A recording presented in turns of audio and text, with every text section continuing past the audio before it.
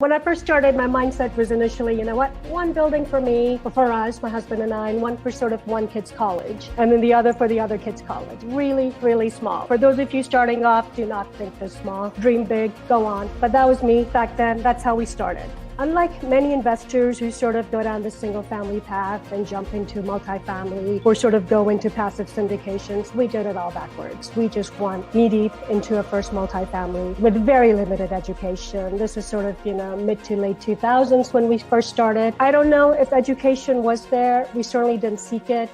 Certainly this is pre-social media, pre-YouTube, all the stuff that's out there right now. But, limited education. But we did figure out a criteria, which now having the hindsight, we did a lot of things right. So sort of, I live in LA. At that time, we started investing in LA. So it's like, okay, let's get a non-rent control area. Let's get where there's not a lot of apartment buildings. Let's make sure there's parking in the buildings. And the buildings are single story, so we don't have to deal with any structural issues, etc. So we had a criteria. Also found a broker who was just starting off in his career. So we were both kind of equally hungry and sort of built that relationship because we actually landed up buying multiple properties with him at that time.